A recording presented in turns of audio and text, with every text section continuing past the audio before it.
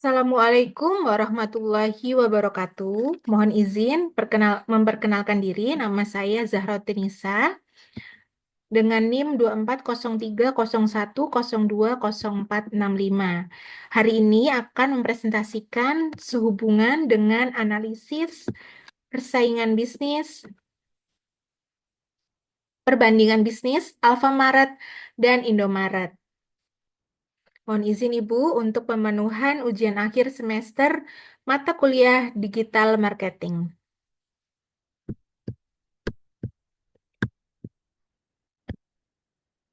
Agenda presentasi hari ini yaitu terdiri atas 5.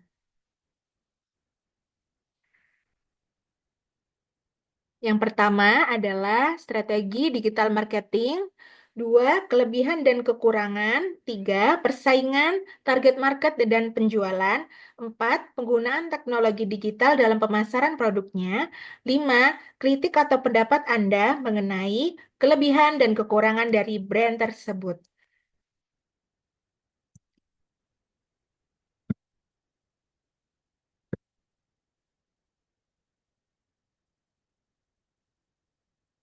Pertama, pengenalan. Saya memilih brand ke-1 yaitu Alfamart di bawah naungan PT Sumber Alvaria Trijaya Tbk. PT Sumber Alvaria Trijaya Tbk adalah perusahaan retail yang bergerak di bidang perdagangan umum dan jasa eceran. Kemudian, saya memilih brand kedua, Indomaret, yang dimiliki oleh PT Indomarko Prismatama. PT Indomarko Prismatama adalah perusahaan retail swasta yang beroperasi sebagai jaringan minimarket waralaba di Indonesia.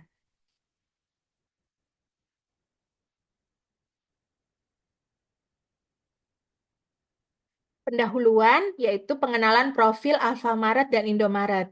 Profil PT Sumber Alvaria Trijaya Tbk berdiri di tahun 1999, didirikan oleh Bapak Joko Susanto dan keluarga. Kantor pusat Alfamaret berada di Tangerang, tergabung dalam Alfa Group yaitu Alfamaret, Alfamidi, Lawson, serta Dandan. Memiliki logo dan maskot yaitu bendera dengan tulisan Alfamaret dan garis merah kuning di bawahnya, serta maskot Albi. Bisnis Alfamaret menjual berbagai kebutuhan sehari-hari dengan harga terjangkau.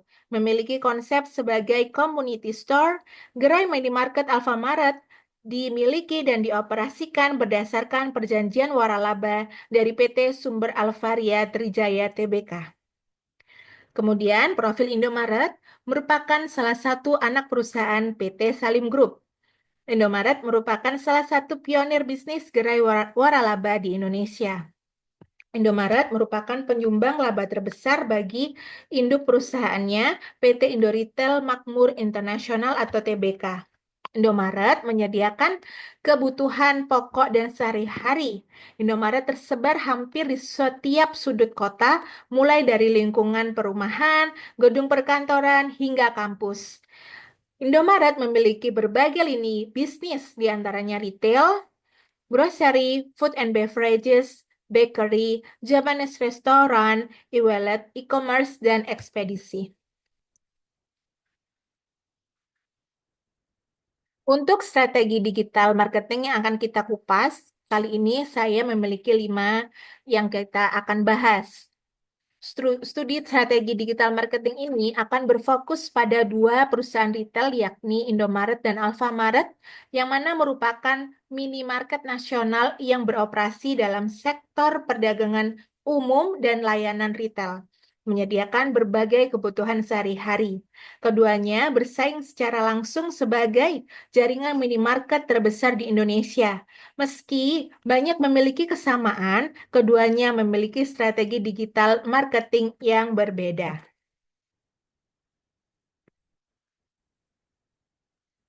Yang kita kumpas pertama adalah strategi yang diterapkan untuk menghadapi persaingan.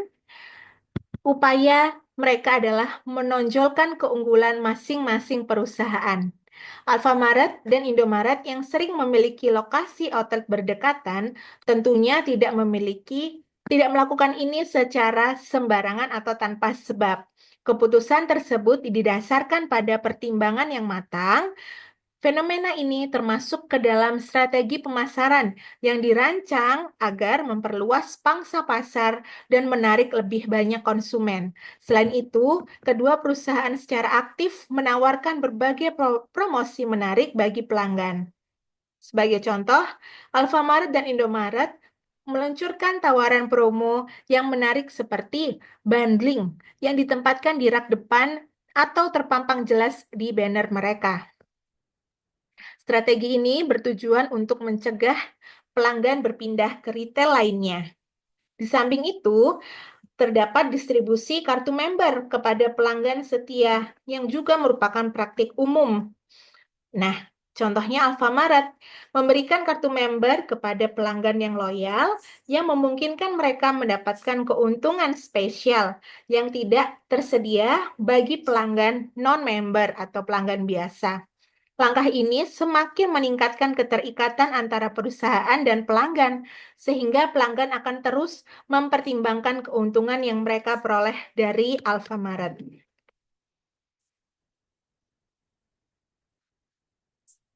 Kedua, pembahasan strategi digital marketing. Indomaret menawarkan promosi tiap minggunya dengan memberikan harga sangat murah untuk beberapa produk kebutuhan sehari-hari. Ada leaflet edisi 2 mingguan yang mempromosikan produk-produk dengan harga hemat. Selain itu juga ada promosi bulanan untuk produk tertentu dalam bentuk pemberian hadiah atau potongan harga. Sementara Alfamart cenderung lebih memanfaatkan momen-momen tertentu untuk menarik minat konsumen, seperti Piala Dunia, bulan Ramadan, Asian Games, dan juga peringatan-peringatan seperti Hari Ibu, Hari Valentine, dan momen lainnya. Untuk strategi digital marketing yang ketiga, yang saya lihat di sini ada promosi yang dilakukan oleh Indomaret dan Alfamaret berupa promosi produk yang ditawarkan melalui baliho atau spanduk, melalui alat media iklan, penglihatan dan pendengaran seperti radio, televisi, surat kabar, majalah, dan melalui sosial media seperti Instagram, Facebook, TikTok, dan lain sebagainya. Alfamaret dan Indomaret dalam melakukan promosi mempunyai kesamaan, yaitu menggunakan media cetak atau media elektronik sebagai sarana komunikasi dari sebuah strategi pemasaran yang dilakukannya. Secara berkala, Indomaret dan Alfamaret telah melakukan sebuah program promosi dengan berbagai hal menarik untuk menarik perhatian konsumennya. Contohnya adalah dengan memberikan potongan harga, undian berhadiah, maupun hadiah secara langsung. Promosi yang dilakukan Indomaret dan Alfamart pun juga sama-sama menyebarkan sebuah katalog harga promo, banyak template yang dipasang di pinggir jalan, pemasangan banner, spanduk, promosi melalui iklan di televisi maupun koran, dan pemberitahuan via pesan online melalui sosial media. Yang keempat, Alfamaret dan Indomaret memiliki inovasi yang tidak jauh berbeda dalam berusaha melayani konsumennya. Selain beberapa inovasi yang disebutkan di atas, sama-sama memiliki promo dan program, memiliki produk private label, yaitu produk Indomaret dan Alfamart mereka masing-masing untuk meningkatkan nilai brand mereka. Membuat sistem kartu anggota, menawarkan layanan pesan antar, dan bahkan kedua minimarket tersebut memiliki toko online yang tersedia di web dan di aplikasi smartphone yaitu Alfacart dan Alphagift dari Alfamaret, lalu klik Indomaret yang dari Indomaretnya. Kemudian keduanya memiliki bisnis food and beverages santap langsung. Untuk digital marketing, pengembangan food and beverages, cepat saji dan santap masing-masing telah dikembangkan oleh keduanya dengan ciri khas mereka. Mereka telah bekerja sama dengan konten kreator dan chef.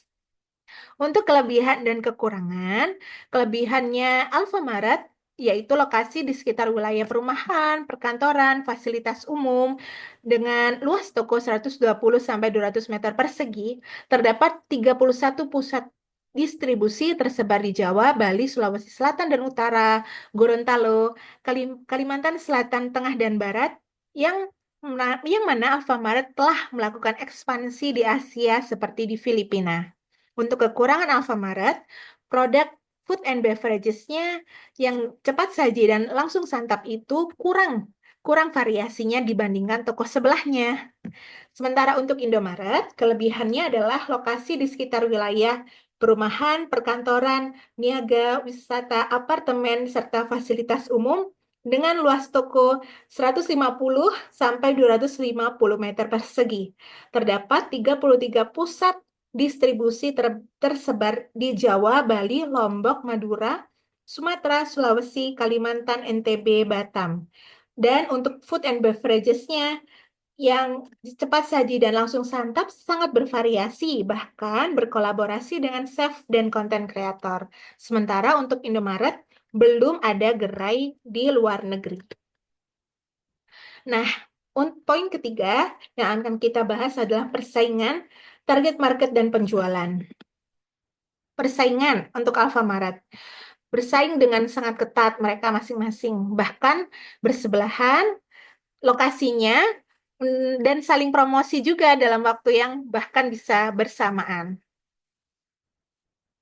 Untuk target market Alfamaret dan Indomaret itu sama sebetulnya dengan geografis, area perumahan, fasilitas publik, gedung perkantoran, yang mana Indomaret jauh lebih ekspansi ke wisata, ke niaga, dan seterusnya. Untuk demografis, ibu rumah tangga, anak-anak, dan kelas ekonomi menengah. Sementara untuk psikografis, yaitu mengutamakan kenyamanan, pelayanan yang ramah.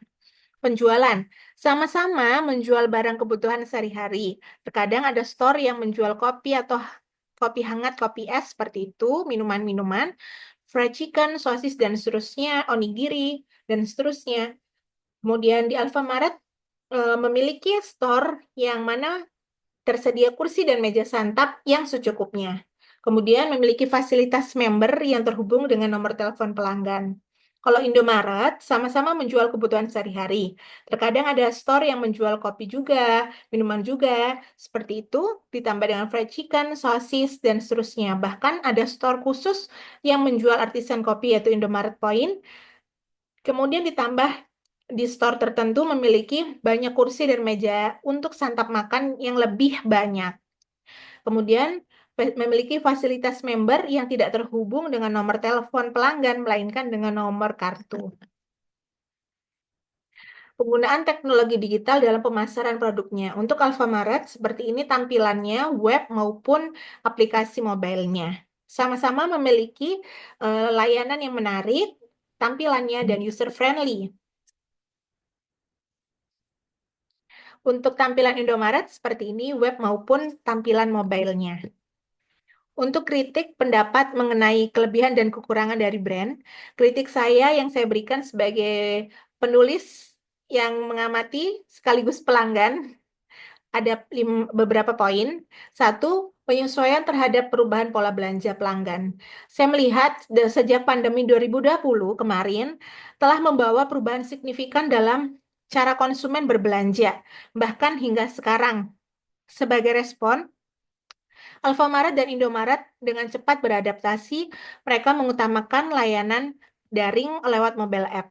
Mereka sama-sama meluncurkan mobile yang memudahkan pelanggan untuk membeli barang secara online dan melakukan pembayaran secara elektronik kemudian diantar. Inisiatif ini tidak hanya memberikan rasa aman saat berbelanja, tetapi juga memungkinkan perusahaan mendapatkan informasi berharga tentang preferensi konsumen seperti apa. Untuk poin kedua, ada peningkatan kebersihan dan keamanan. Menurut saya, dari segi ini, kebersihan dan keamanan itu seharusnya menjadi fokus yang harus selalu diperhatikan. Alfamart dan Indomaret sebagai retail yang selalu didatangi orang, semoga terus dapat merespon dengan mengimplementasikan kebersihan, kerapian, penataan barang. Kemudian yang jangan lupa dilakukan adalah pengecekan kadaluarsa barang yang harus jauh lebih ketat hingga pemasangan CCTV untuk kenyamanan bersama. Juga yang tak kalah penting adalah toilet umum yang dapat dipakai pelanggan yang membutuhkan.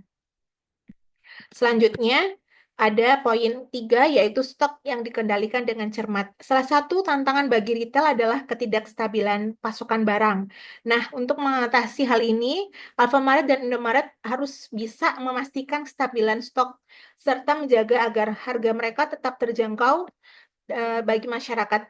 Mereka juga harus menjalin kerjasama yang baik dengan suppliers untuk menjaga rantai pasokan. Untuk poin keempat adalah diversifikasi produk. Dalam menghadapi minat dan permintaan akan variasi produk, Alfamart dan Indomaret harusnya berupaya bagaimana mencari solusi dan mendiversifikasi penawaran mereka kepada masyarakat karena hal tersebut adalah sesuatu yang lumrah untuk masyarakat mencari produk-produk terbaik mereka. Mereka mulai memperkenalkan lebih banyak produk lokal seharusnya dan alternatif terjangkau lainnya dan menjadikan diri mereka tetap relevan dalam memenuhi kebutuhan pelanggan dengan anggaran terbatas. Kemudian poin kelima adalah inovasi pembayaran elektronik. Alfamart dan Indomaret tanggap terhadap tren ini dengan menyediakan beragam opsi pembayaran digital di toko mereka. Ada GoPay, ShopeePay, Dana, terus kemudian pembayaran melalui rekening, transfer bisa, kemudian gesek dan seterusnya. Mereka sudah sangat memuaskan pelanggannya. Mereka juga harusnya lebih meningkatkan itu dan mempertahankannya. Mereka juga menjalin kemitraan dengan penyedia dompet digital untuk meningkatkan kenyamanan bagi pelanggan. Bahkan sekarang sudah bisa memesan tiket kereta api melalui mereka. Semoga selalu dipertahankan. Untuk poin selanjutnya ada poin 6, 7, dan 8, yaitu 6. Komunikasi dan pemberdayaan karyawan. Di tengah perubahan yang selalu terjadi, komunikasi yang efektif dan pemberdayaan karyawan menjadi kunci keberhasilan. Kedua perusahaan terus berkomunikasi dan dengan para karyawan supaya mereka bekerja dengan sebaik-baiknya, kemudian menyediakan pelatihan untuk protokol keamanan serta memberikan insentif yang baik kepada karyawannya. Nomor 7, komitmen terhadap masyarakat. Alfamart Indomaret menunjukkan dedikasi mereka terhadap masyarakat dengan menyumbangkan produk dan dana untuk membantu masyarakat dalam program CSR-nya. Tindakan ini memperkuat citra positif mereka di mata publik. Kemudian ke-8, pelajaran untuk masa depan. Pandemi yang kemarin telah terjadi itu mengajarkan Alfamart dan Indomaret pentingnya beradaptasi dalam dunia bisnis yang terus berubah. Dan terbukti apa? Bisnis retail tidak terpengaruh bahkan ada hingga hari ini. Keduanya harus terus mengasah diri untuk tetap lentur, inovatif, dan peka terhadap kebutuhan konsumen. Yang ke-9 adalah pengembangan bisnis food and beverages. Saya memandang ini sebagai upaya untuk agar kedua perusahaan berfokus kepada pengembangan food and beverages yang langsung santap di tempat atau take away seperti kopi dan artisan kopi lainnya, nasi goreng cepat saji dan seterusnya, sosis, fried chicken dan seterusnya itu harus dipertahankan dengan rasa masakan yang baik dan harga yang bersaing. Demikian yang bisa saya sampaikan. Terima kasih atas kesempatan yang diberikan. Assalamualaikum warahmatullahi wabarakatuh.